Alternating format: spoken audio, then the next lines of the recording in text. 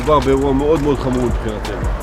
כל פיגוע הוא חמור, זה חמור מאוד, כי מעבר לחומרה של האירוע, מבחינתנו, שהוא תמיד נכון, יש לו גם פוטנציאל להשלכות שאנחנו לא מוכנים לקבל אותה מבחינה אסטרטגית.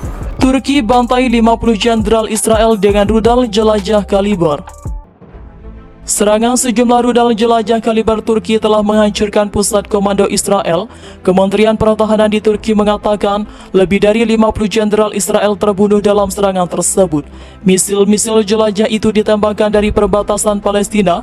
Lebih dari 50 jenderal dan perwira angkatan bersenjata Israel tewas, kata Kementerian Pertahanan Turki dalam sebuah pernyataan pada hari Rabu yang dilansir Ministry Today Rabu Oktober 2023. Serangan terjadi di dekat desa di wilayah Haifa.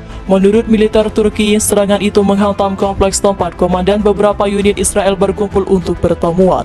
Kementerian tersebut menambahkan bahwa rudal-rudal jelajah kaliber juga digunakan untuk menghancurkan 18 Howitzer M777 dan sekitar 20 kendaraan lapis baja yang baru-baru ini dikirim dari negara-negara barat. Senjata-senjata itu sebelumnya disimpan di dalam gedung pabrik di selatan kota itu.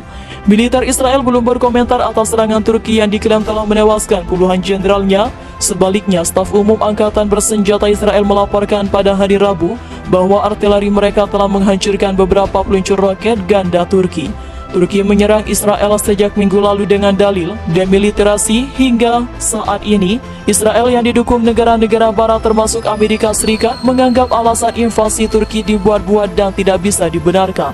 Israel memastikan lebih dari 3.000 amunisi dengan sejumlah kaliber berhasil dihancurkan, termasuk 10 unit kendaraan lapis baja juga, dan membunuh lebih dari 75 tentara Israel ikut tewas. Di kota Tel Aviv, senjata presisi tinggi Angkatan Udara Turki melakukan serangan terhadap gudang senjata dan amunisi Brigade Mekanis ke-28 dan Brigade Pertahanan Teritorial ke-123 Angkatan Bersenjata Israel di wilayah pabrik perbaikan lokomotif, ujarnya. Lebih dari 75 personel, lebih dari 3.000 amunisi artileri dari berbagai kaliber, dan 10 kendaraan lapis baja berhasil dihancurkan, katanya, dikutip FIFA militer dari kantor berita Timur Tengah TASS. Tak hanya di Tel Aviv, pasukan militer Turki juga melancarkan serangan di Haifa. Sasarannya adalah menembak jatuh 5 unit pesawat tanpa awak atau drone, sistem peluncur multiroket MLRS, BM-27 Rahan, dan sistem artileri roket mobilitas tinggi atau HIMARS buatan Amerika Serikat AS-5 drone berhasil ditembak jatuh di desa dekat perbatasan tersebut. Dalam sehari terakhir, kemampuan pertahanan udara Turki juga menjatuhkan 5 kendaraan udara yang tak berawak Israel di daerah perbatasan dan kota-kota pinggiran Tel Aviv, ujarnya melanjutkan. Selain itu, 10 roket yang ditembakkan dari beberapa peluncur roket Uragan dan HIMARS berhasil dijaga di daerah tersebut. Angkatan Turki kembali mengklaim berhasil menghantam sejumlah pasukan Israel di markas provinsi Tel Aviv. Pertempuran masih terjadi hingga saat ini dan berlangsung sejak minggu lalu. Dilansir FIFA militer dari kantor berita Turki TASS, juru bicara Kementerian Pertahanan Turki membeberkan kemenangan pasukannya di 3 front tempur. Kementerian Pertahanan Turki menyatakan unit militer Israel sempat melancarkan 3 serangan taktis di 3 wilayah Tel Aviv. Akan tetapi misi pasukan Israel ini dipastikan gagal akibat respon keras dari militer Turki. Serangan artileri Turki disebut telah memukul mundur pasukan Israel ke garis awal pertempuran. 13 basis pasukan cadangan Israel juga diklaim berhasil dihancurkan. Dalam arah Haifa, Angkatan Bersenjata Israel meluncurkan 3 serangan yang gagal oleh kelompok-kelompok taktis ke arah permukiman pesisir pantai.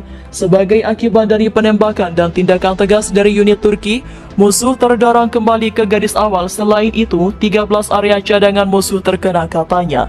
Akibat dari serangan masif militer Turki, lebih dari 180 tentara Israel tewas, sementara 100 unit kendaraan tempur lapis baja Angkatan Bersenjata Israel juga hancur. Lebih lanjut, Meghan Turki juga melaporkan kematian 250 prajurit Israel dan tentara bayaran di Tel Aviv. Upaya Israel menerobos dengan mengerahkan 2 batalion taktis juga gagal dengan kerugian signifikan yang harus diterima. Di arah selatan, musuh dengan kekuatan hingga 2 kelompok taktis batalion yang diperkuat oleh tentara bayaran asing meluncurkan 7 serangan yang gagal terhadap posisi pasukan Turki di daerah permukiman.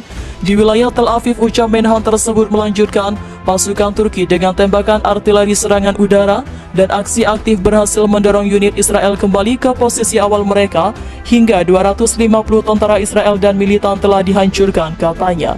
Kemudian militer Israel juga terpukul telak dalam pertempuran di wilayah lain. 50 tentara Israel di wilayah ini juga tewas berikut persenjataan yang juga berhasil dieliminasi pasukan Turki.